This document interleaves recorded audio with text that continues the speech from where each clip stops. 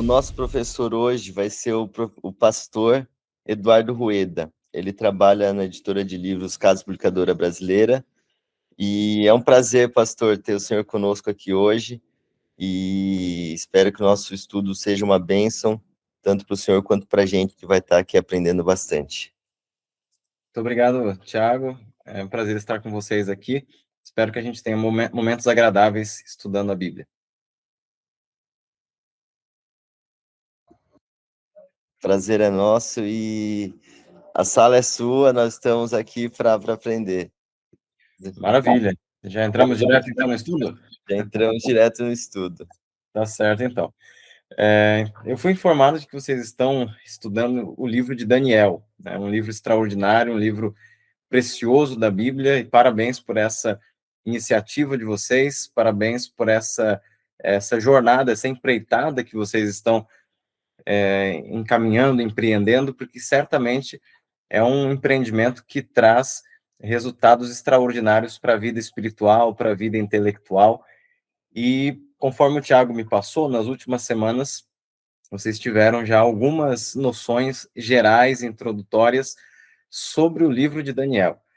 E a minha ideia hoje seria trazer um estudo mais aprofundado sobre um dos capítulos desse livro, que está lá no comecinho do livro, que seria o capítulo 2. Eu vou pedir a permissão para vocês para compartilhar a minha tela. Acho que é possível aqui, né, Thiago? Deixa eu ver se eu consigo. Deixa eu só colocá-la no jeito aqui. E aí eu já compartilho. Vamos lá. Vamos ver se dá. Estão vendo aí? Sim. Ok. Maravilha. Então, deixa eu ver se eu consigo aqui avançar.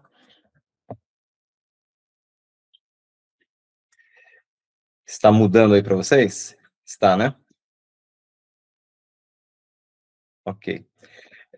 Então, eu gostaria de começar, antes de pedir para que você abra a Bíblia, eu gostaria de compartilhar uma história que nos ajuda a ilustrar um pouco esse estudo que nós vamos ter. Dizem que, muito tempo atrás, um príncipe da Pérsia chamado Zenri, ainda jovem, ele tinha o sonho de ter uma história universal, ou seja, uma espécie de uma enciclopédia que resumisse toda a história da humanidade num lugar só. Então, ele juntou os seus homens, os sábios do reino, e ordenou que eles fizessem essa história universal. Então, eles se lançaram a essa tarefa para preparar exatamente aquilo que o príncipe havia solicitado. Eles gastaram 20 anos naquela tarefa. Então, trouxeram uma caravana de 12 camelos, cada um carregando 500 volumes daquela enorme enciclopédia. Então, o secretário da sociedade histórica, né, que havia, daquela comissão que havia sido formada, ele fez uma apresentação, um pequeno discurso, todo orgulhoso por aquele grande feito que eles haviam conseguido, e o rei, então, agradeceu pelo árduo trabalho, né? Porém, ele disse o seguinte: eu já estou na meia-idade. Eu estarei velho antes de conseguir ler esses 6.000 volumes. Por favor, resumam o material para mim. Então, a história diz que 20 anos mais tarde, aqueles sábios do reino voltaram com mais 3 camelos e 1.500 volumes. Eles haviam resumido todo aquele material. E disseram: aqui está o nosso trabalho. Nada importante foi omitido.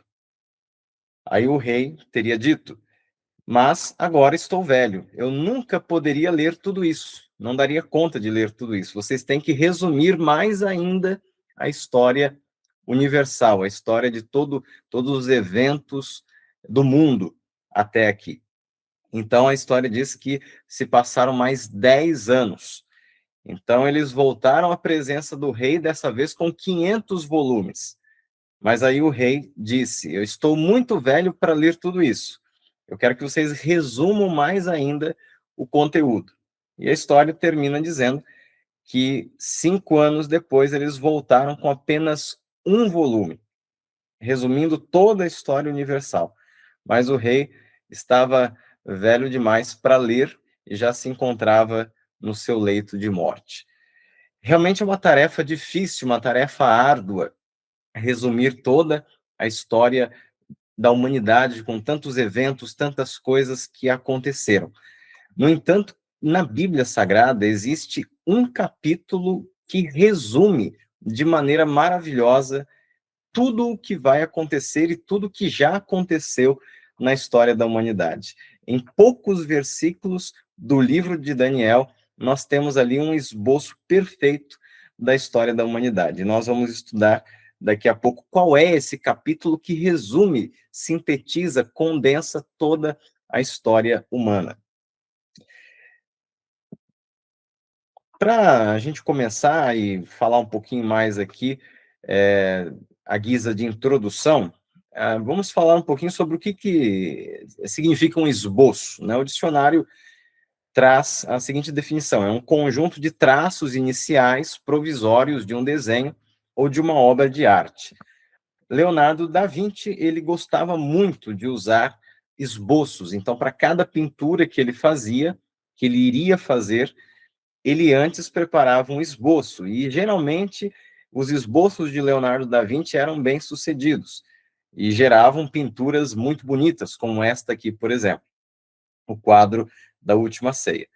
No entanto, alguns esboços não são tão bem-sucedidos, como é o caso desse meme que circula pela internet. Mas os esboços de Deus são sempre precisos, são sempre bem-sucedidos. E como eu mencionei a princípio, nesse capítulo da Bíblia que vamos estudar, nós temos um esboço perfeito da história da humanidade.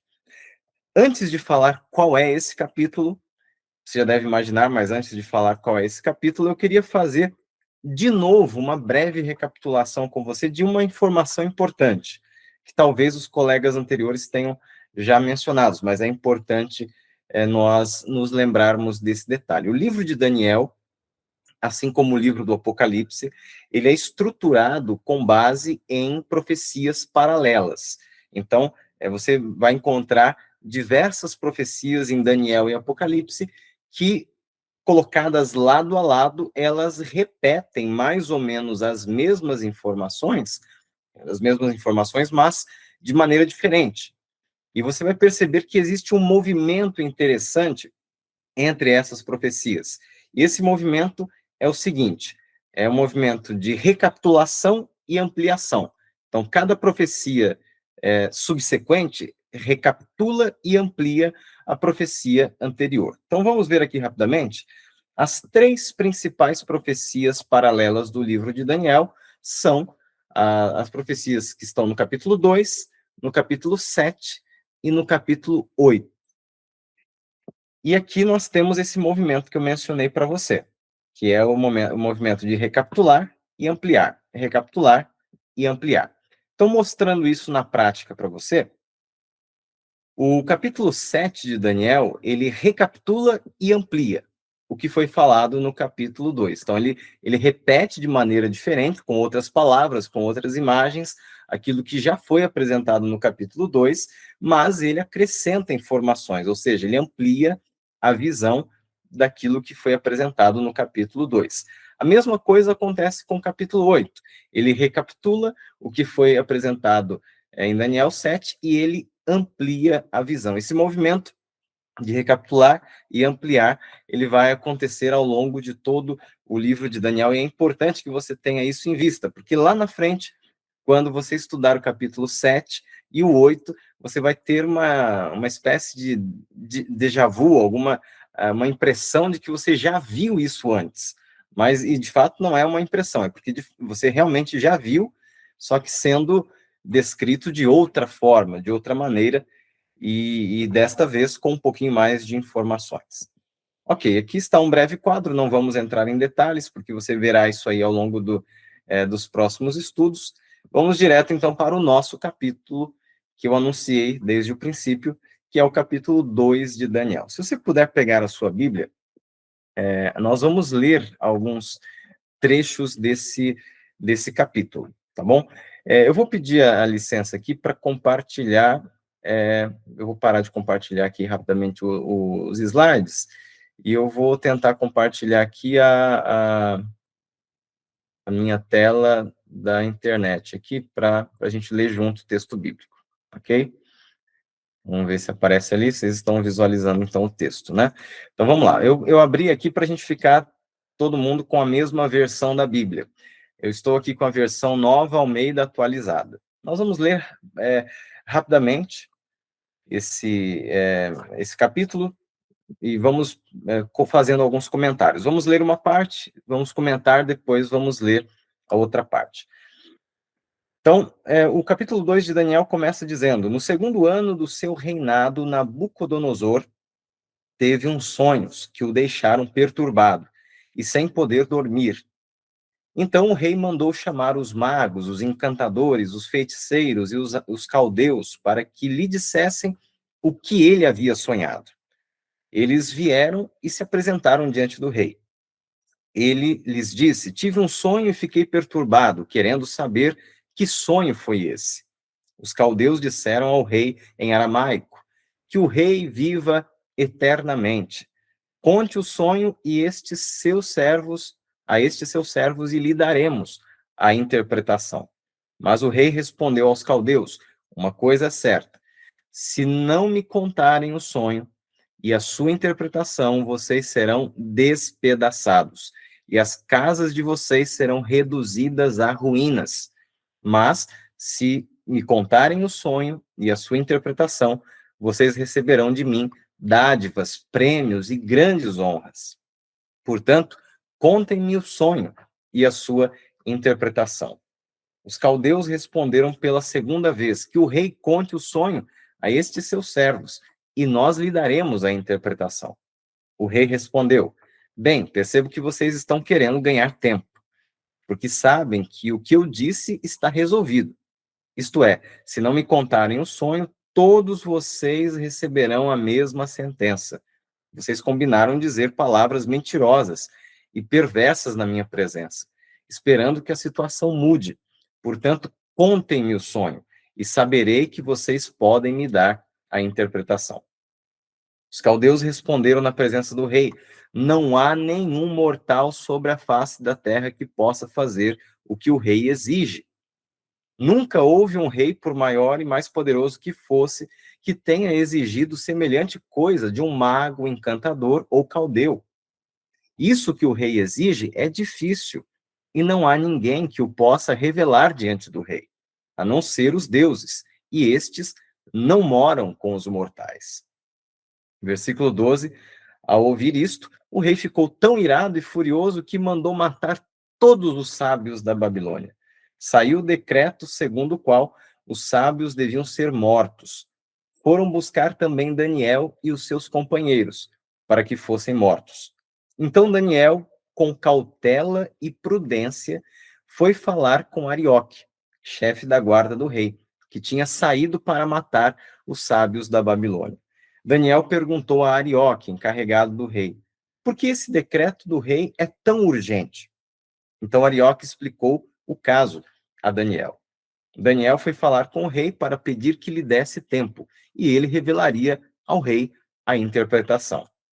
Então Daniel foi para casa e explicou a situação a Ananias, Misael e Azarias, seus companheiros, para que pedissem misericórdia ao Deus do céu sobre este mistério, a fim de que Daniel e os seus companheiros não fossem mortos com o resto dos sábios da Babilônia. Então, o mistério foi revelado a Daniel numa visão da noite.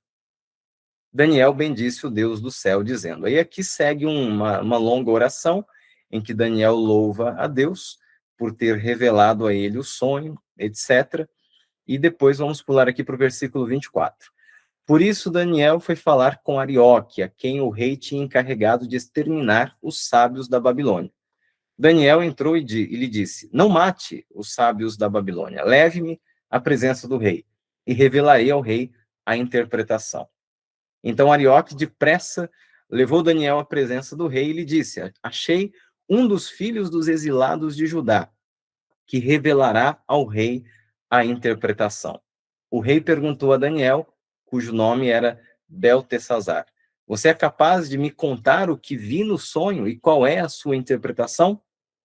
Daniel respondeu na presença do rei: o mistério que o rei exige, nem os sábios, nem magos, nem encantadores o podem revelar. Mas há um Deus no céu que revela os mistérios. E aí ele começa a falar aqui que Deus revelou a ele, né, o sonho do rei. E depois, a partir do versículo 29, Daniel começa a descrever. Então, vamos aqui voltar para os slides. Deixa eu pegar aqui de novo. E aí a gente vai avançar um pouquinho. Só um minuto, deixa eu voltar para a nossa tela e compartilhar. Estamos aqui de novo com os slides. Ok, então conforme você viu aí, recapitulando brevemente, o rei Nabucodonosor, que era o grande imperador do mundo naquela época, ele teve um sonho.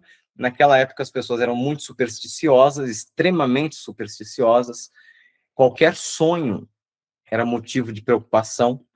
E Deus, sabendo dessa superstição que as pessoas tinham, ele aproveitou esse aspecto cultural para dar uma revelação ao imperador do mundo daquela época, que era Nabucodonosor. Conforme vocês viram, Nabucodonosor chamou todos os sábios do seu reino para que eles revelassem o sonho. Mas Nabucodonosor não contou o sonho. Alguns estudiosos entendem que Nabucodonosor não contou porque ele esqueceu qual era o sonho que ele mesmo havia sonhado.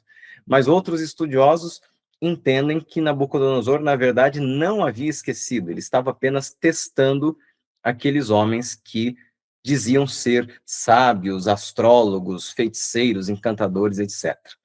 De toda forma, o fato é que aqueles homens foram incapazes de revelar aquele sonho. Com toda a sabedoria que eles tinham, eles não conseguiram.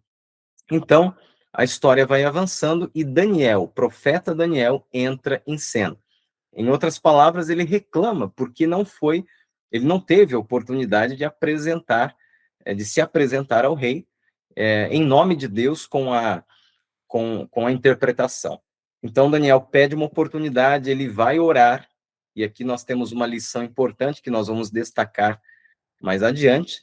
Deus dá a revelação para Daniel sobre o que o rei havia sonhado. Então, Daniel volta à presença do rei, e agora Daniel vai contar ao rei o que ele havia sonhado.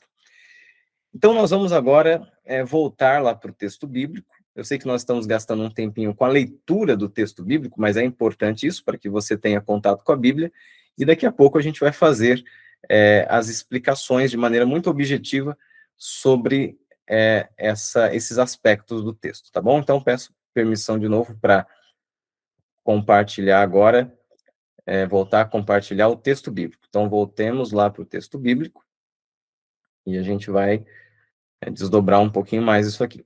Então, voltemos lá. Então, a partir do versículo 29, Daniel começa a explicar para o rei o que ele havia sonhado. Imagine a surpresa do rei quando o rei começa a perceber que Daniel está descrevendo exatamente aquilo que ele havia sonhado. Então, ele diz assim: quando o Senhor, ó rei, estava na sua cama, surgiram em sua mente pensamentos a respeito do que vai acontecer no futuro. Deus, que revela os mistérios, revelou ao Senhor o que vai acontecer. Quanto a mim, este mistério me foi revelado, não porque existe em mim mais sabedoria do que em todos os outros homens, mas para que a interpretação fosse revelada ao rei, para que ele entenda o que passou pela sua mente. Aí, versículo 31 agora. O Senhor, ó rei, estava olhando e viu uma grande estátua. Esta, que era imensa e de extraordinário esplendor, estava em pé, bem na sua frente. E a aparência dela era terrível. A cabeça era de ouro puro, o peito e os braços eram de prata, o ventre e os quadris eram de bronze, as pernas eram de ferro e os pés eram em parte de ferro e em parte de barro. Versículo 34. Então o Senhor estava olhando, enquanto o Senhor estava olhando, uma pedra foi cortada sem auxílio de mãos humanas, Preste atenção nesse detalhe que é importante. Sem auxílio de mãos humanas. E essa pedra atingiu a estátua nos pés de ferro e de barro, e a despedaçou, e os despedaçou. O ferro, o barro, o bronze, a prata e o ouro foram despedaçados ao mesmo instante, e se fizeram como a palha das eiras no verão. O vento os levou, e deles não se viu mais nenhum vestígio, mas a pedra que atingiu a estátua se tornou uma grande montanha, que encheu toda a terra. Então, Daniel vai começar a dar a interpretação agora. Ele diz o seguinte: este é o sonho, e também a sua interpretação diremos ao rei. Então, perceba, Daniel ofereceu uma lembrança do que o rei havia sonhado, e agora ele fornece a interpretação do sonho. O Senhor, ó rei, que é rei de reis, a quem o Deus do céu conferiu o reino, o poder, a força e a glória, em cujas mãos foram entregues os filhos dos homens, onde quer que eles habitem, e os animais do campo, e as aves do céu, etc. Ele vai dizendo aqui, o Senhor, ó rei, é a cabeça de ouro. Então, ele já estabelece aqui a primeira interpretação. O rei era a cabeça de ouro. Depois do Senhor se levantará outro reino inferior ao seu, e um terceiro reino de bronze, que terá domínio sobre toda a terra. O quarto reino será forte como o ferro, pois o ferro quebra e despedaça tudo. Como o ferro quebra todas as coisas, assim esse reino fará em pedaços e destruirá todos os outros. Versículo 41. Quanto aos pés e aos dedos dos pés que o Senhor viu, que eram em parte de barro e de oleiro e em parte de ferro, isto significa que esse será um reino dividido, fragmentado. Contudo, haverá nele alguma coisa de firmeza do ferro, porque o Senhor viu o ferro misturado com barro. Como os dedos dos pés eram em parte de barro e em parte de ferro, assim, por um lado, o reino será forte, por outro, será frágil. Quanto ao ferro misturado com barro que o Senhor viu, isso significa que procurarão se misturar por meio de casamentos, mas não se ligarão um ao outro, assim como o ferro não se mistura com o barro.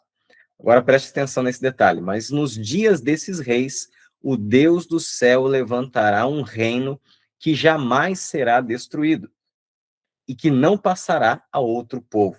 Esse reino despedaçará e consumirá todos esses outros reinos, mas ele mesmo subsistirá para sempre. Assim como o rei viu que do monte foi cortada uma pedra sem auxílio de mãos, olha de novo a expressão, e ela despedaçou o ferro, o bronze, o barro, a prata e o ouro, o grande Deus revelou ao rei o que vai acontecer no futuro. Certo é o sonho e fiel é a sua interpretação. Aí o capítulo termina dizendo que Nabucodonosor ficou feliz, alegre, ele se ajoelhou em reconhecimento à glória de Deus, e, enfim, o capítulo termina com Nabucodonosor, aquele imperador do mundo, reconhecendo que o Deus de Daniel é o verdadeiro Deus. Vamos voltar, então, aqui para os slides e a gente vai, de maneira bem objetiva, entender um pouquinho melhor aquilo que o Daniel aqui falou para o rei. Então, vou compartilhar. Aqui de novo, vamos voltar. Pronto, dessa vez eu não vou precisar sair mais dos slides.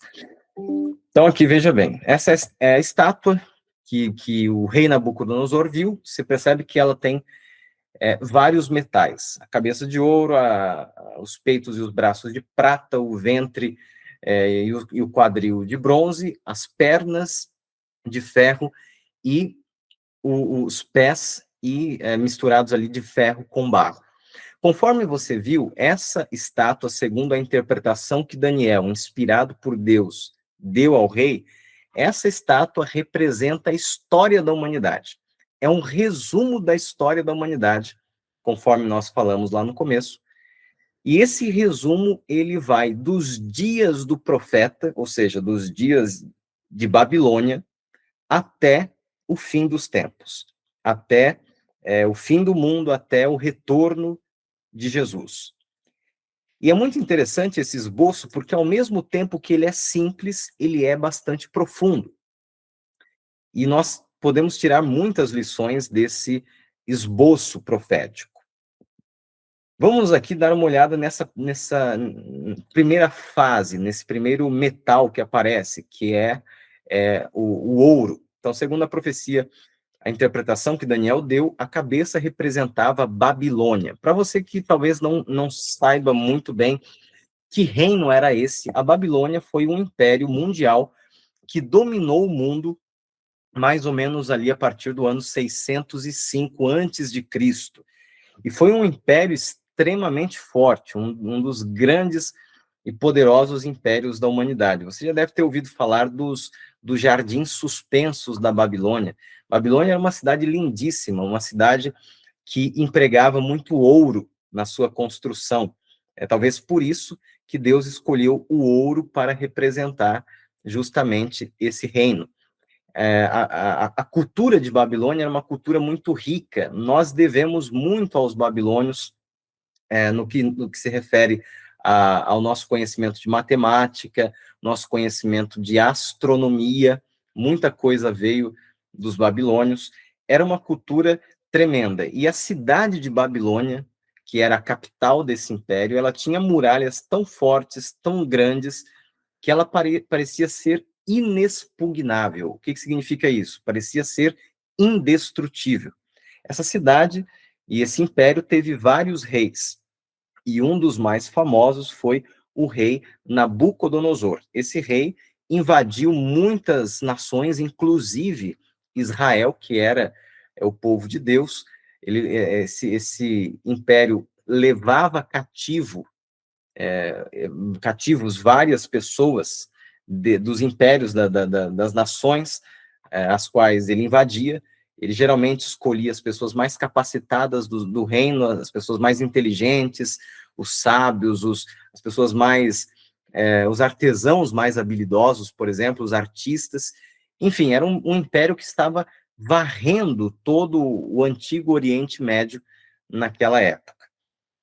Então, quem olhasse Babilônia naquela época pensava: Babilônia nunca vai acabar. E esse era o pensamento de Nabucodonosor: eu e o meu reino vamos durar para sempre.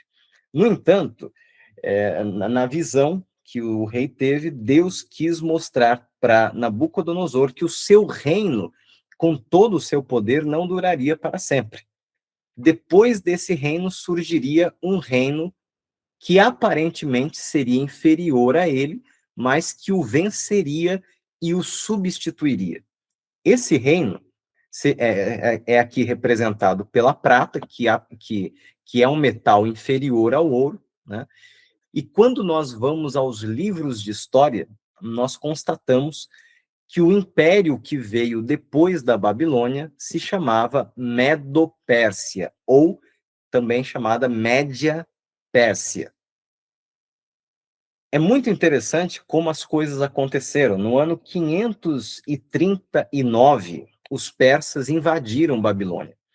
Eu falei para você que Babilônia parecia indestrutível. Parecia indestrutível. Mas, para você ter uma ideia, segundo o historiador Heródoto, os persas, eles desviaram o curso do rio Eufrates. Essa aqui é a cidade de Babilônia, essa que você está vendo. Pelo meio da cidade de Babilônia passava o rio Eufrates, que era um rio enorme, que abastecia aquela cidade e permitia que ela tivesse toda a abundância que ela tinha, toda a prosperidade, a abundância de alimentos, e permitia que aquela cidade ficasse fechada por muito tempo. Ou seja, mesmo que o inimigo fizesse um cerco do lado de fora, Babilônia tinha um amplo abastecimento de água por muito tempo, porque o rio passava dentro da cidade. Só que olha o que os persas fizeram. Os persas foram tão astutos que, segundo o historiador Heródoto, eles desviaram o curso do rio Eufrates. Eles abriram um canal paralelo, desviaram o curso do rio Eufrates, o nível das águas desse rio enorme baixaram, e quando as águas baixaram o suficiente para que os soldados atravessassem o rio a pé, né, eles entraram pelo leito do rio e por debaixo da muralha eles entraram dentro de Babilônia, entraram em Babilônia. E segundo os historiadores, eles entraram justamente enquanto o rei estava fazendo uma festança. E essa festança você pode conferir depois na própria Bíblia, está lá no capítulo 5 de Daniel. Então, enquanto o rei, os seus nobres, os seus soldados estavam todos bêbados, os persas entraram ali, invadiram, prenderam todo mundo, mataram, e aquela cidade que parecia indestrutível, aquele império que parecia indestrutível, acabou perdendo para um império que era aparentemente mais fraco que ele, que eram os medo-persas. Então, no ano 539, os persas, os medos e os persas, porque eram dois reinos que se juntaram e fizeram uma coalizão, os medos e os persas se tornaram o Império Mundial. E os persas, eles também... Aqui está uma foto, né, do desvio ali do rio. Então, os persas também dominaram o mundo por muito tempo. O Império Persa foi uma potência que se alastrou pelo mundo e que também influenciou poderosamente a cultura. Nós também temos algumas influências do Império Persa até os dias de hoje. Na verdade, a Pérsia, ela ainda existe, né? Sob outro nome, ali no Oriente Médio, ainda existe, a cultura persa ainda é bastante forte.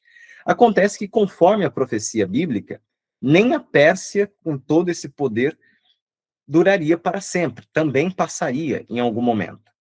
E segundo a Bíblia, depois da Pérsia viria um outro reino, e esse reino também teria um valor aparentemente menor. Aqui é representado pelo bronze, que aparentemente tem um valor menor do que a prata. E aqui você se lembra das medalhas das Olimpíadas.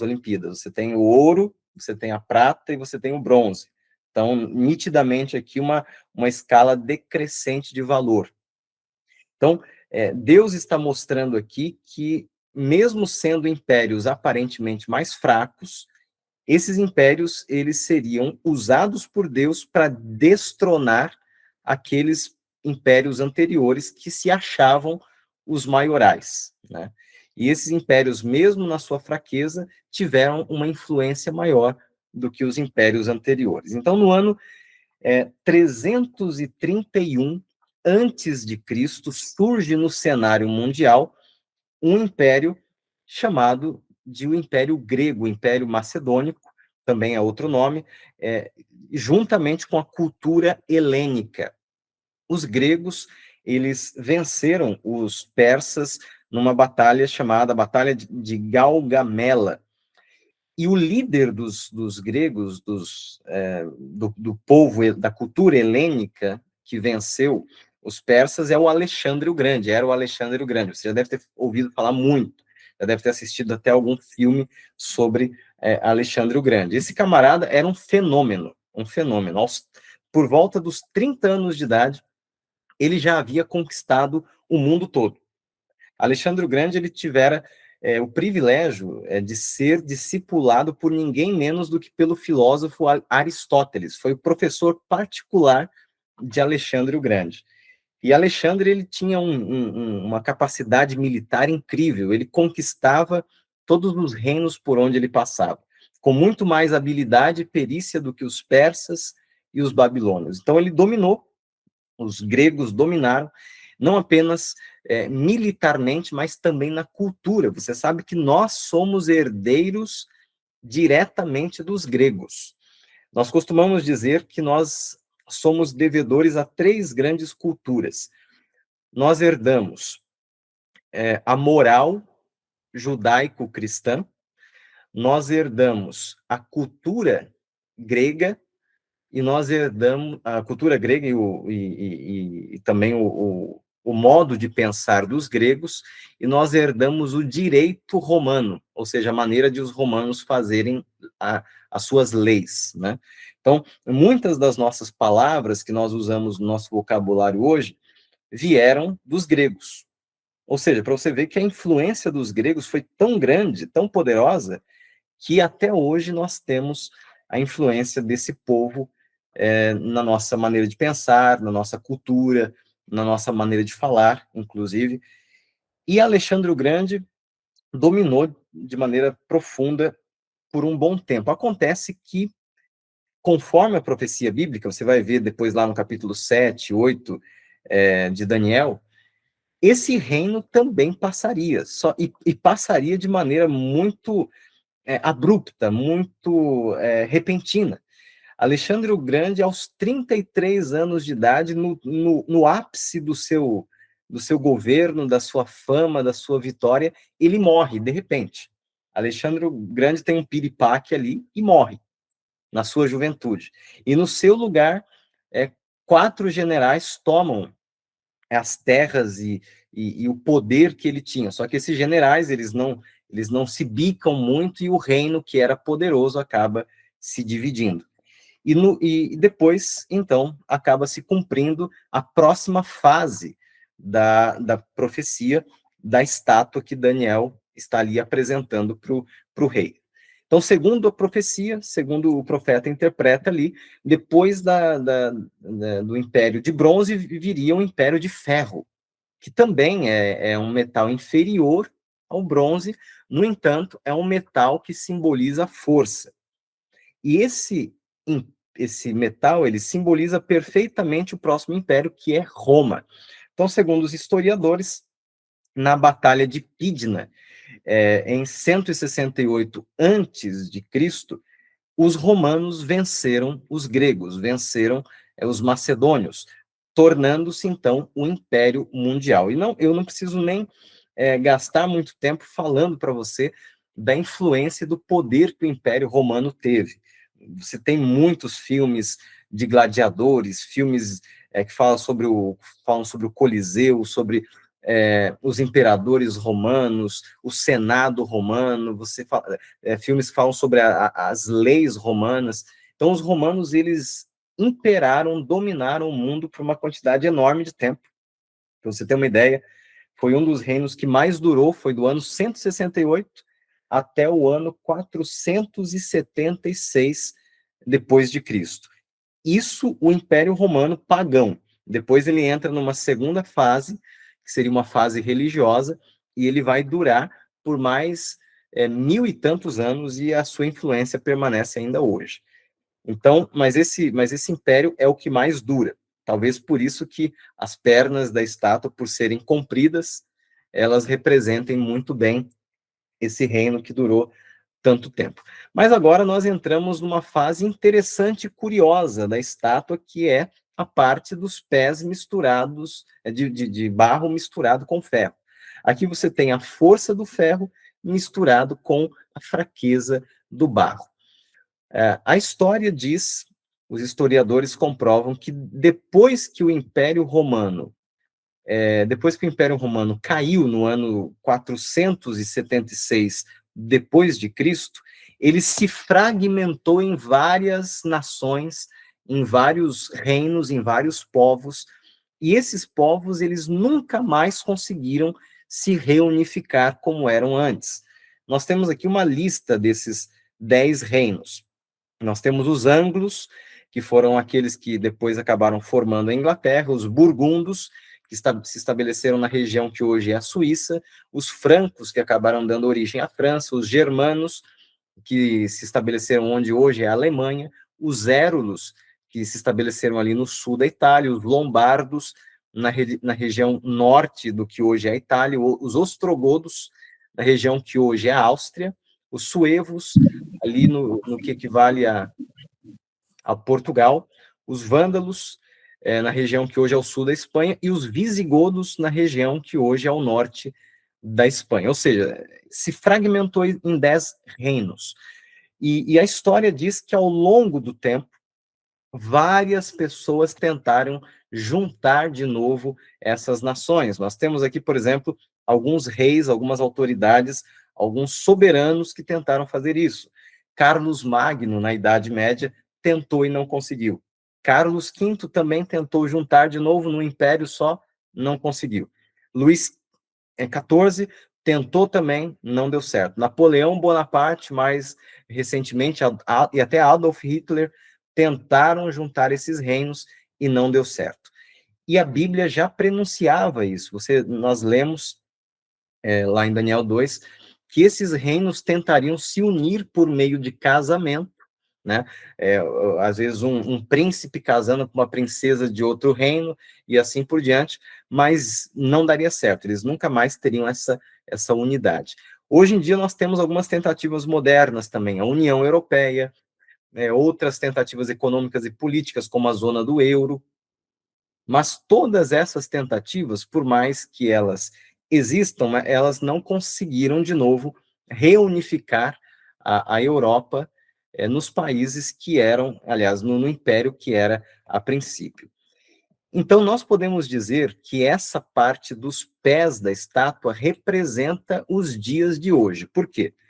Porque desses países da Europa que nós acabamos de falar, viemos todos nós, né? Então, vocês viram ali que aqueles reinos deram origem a Portugal, a Espanha, etc. Nós, que não moramos na Europa, somos países que foram colonizados por aqueles que saíram da Europa, né? Então, nós aqui no Brasil fomos colonizados por Portugal, né? Que é um dos países oriundos ali dos pés da estátua da visão. Então, esses pés, eles representam esse período da história no qual nós estamos. E aqui nós entramos, então, na fase final, no último elemento que entra em cena nessa narrativa do capítulo 2 de Daniel, conforme nós vimos, que é aquela pedra, uma pedra misteriosa, que ela é cortada no meio das pedreiras, né, das montanhas, sem auxílio de mãos. E eu quero que você grave bem essa expressão, sem auxílio de mãos. E daqui a pouco a gente vai explicar qual a importância dessa expressão. E essa pedra, ela sai do meio ali da pedreira e ela, como um verdadeiro meteoro, com toda a velocidade, ela se choca com os pés da estátua. Perceba que ela não bate na cabeça da estátua, não bate no peito da estátua, no quadril da estátua, na perna da estátua, ela bate nos pés, ou seja, justamente na última fase.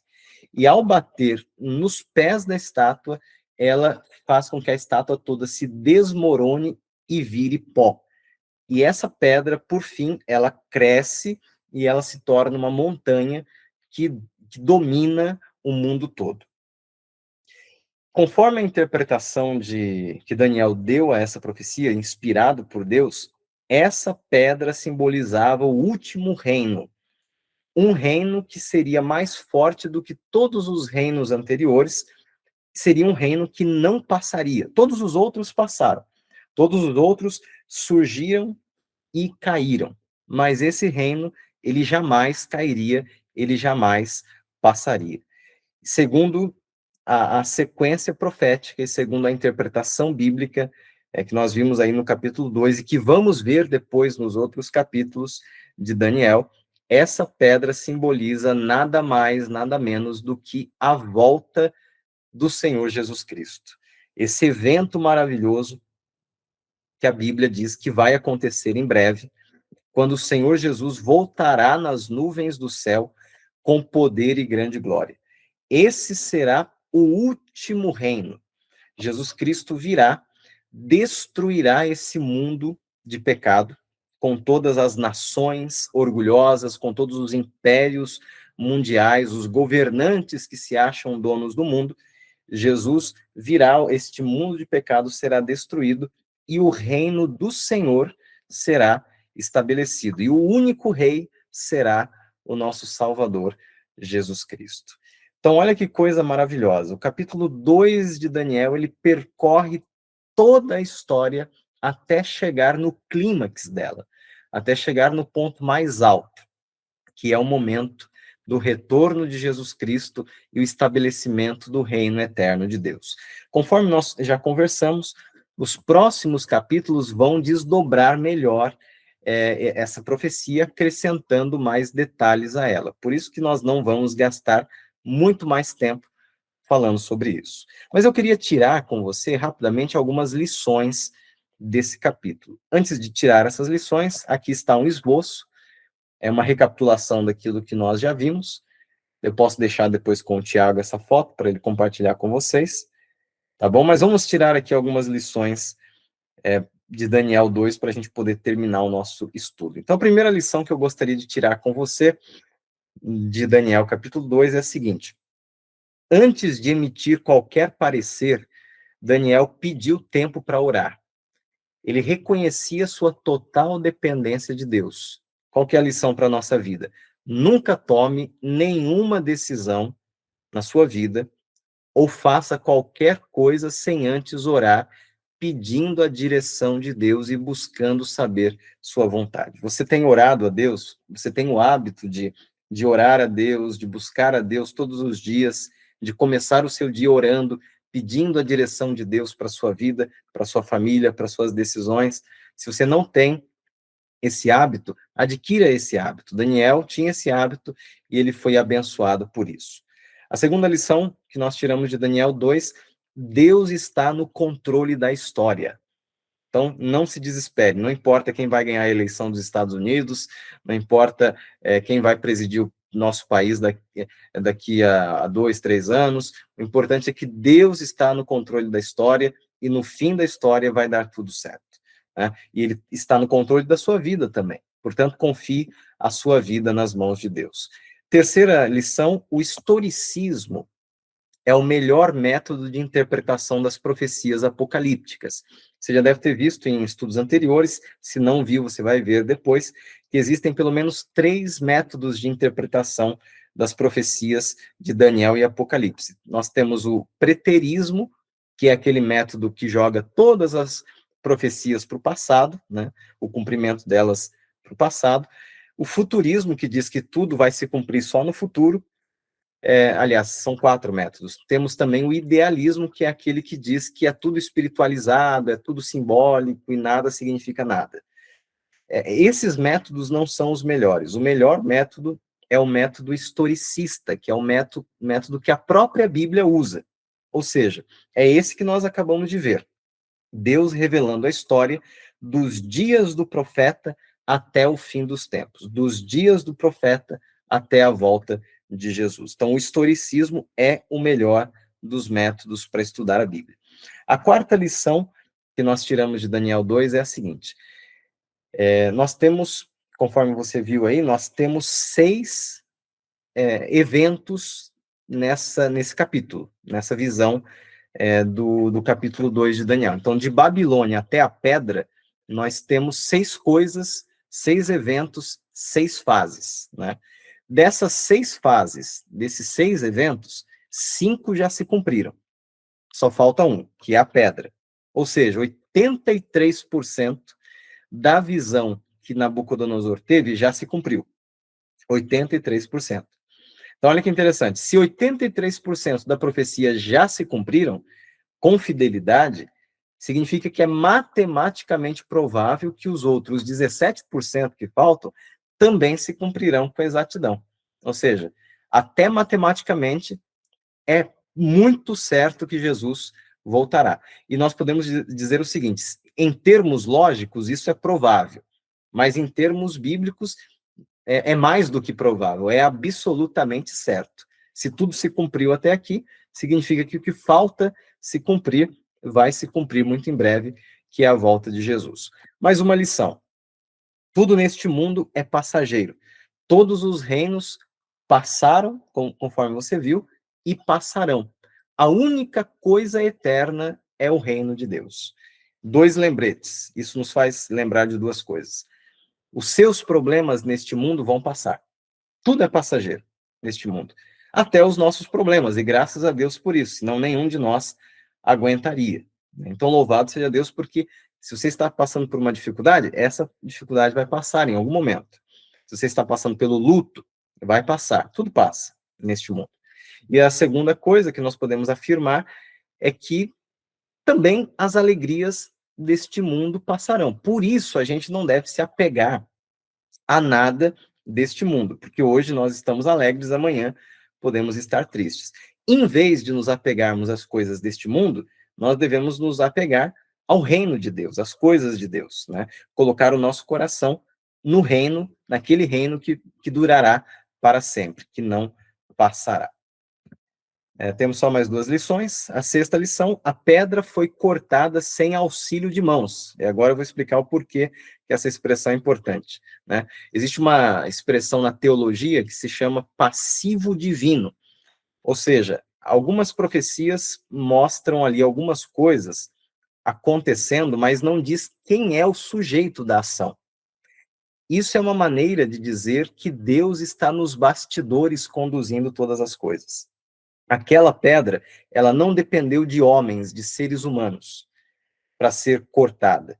Ou seja, a volta de Jesus vai acontecer de uma forma ou de outra. Não depende de nós, ela vai acontecer. Mas, ao mesmo tempo, nós podemos participar no processo de preparação para a volta de Jesus. E a Bíblia chega a dizer, lá em 2 Pedro, que nós podemos até abreviar a volta de Jesus, antecipar a volta de Cristo, pregando o evangelho para que todas as pessoas saibam que Jesus vai voltar. E a última lição que eu gostaria de tirar é esta aqui. Nabucodonosor mudou de atitude, pelo menos na hora, porque depois ele acabou voltando para o pecado, mas depois ele se converteu mais à frente, lá no capítulo 4. O propósito da profecia bíblica não é apenas informar, mas, sobretudo, transformar. Não adianta nada você decorar todas essas datas e esses reinos que eu coloquei para você aqui nesta noite, se você não permitir que isso transforme a sua vida. Eu tenho aqui mais uns 2 minutinhos, eu queria contar uma história para a gente terminar essa reflexão. Você já deve ter ouvido essa historinha. Dizem que um menino estava lendo um gibi, né? Isso aqui é a historinha do tempo do gibi ainda.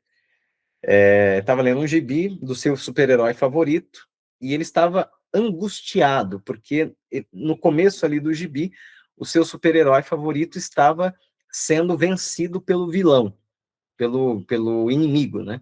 Então o inimigo batia, o inimigo fazia com que o super-herói sofresse, e dava a impressão de que o mal estava vencendo o bem.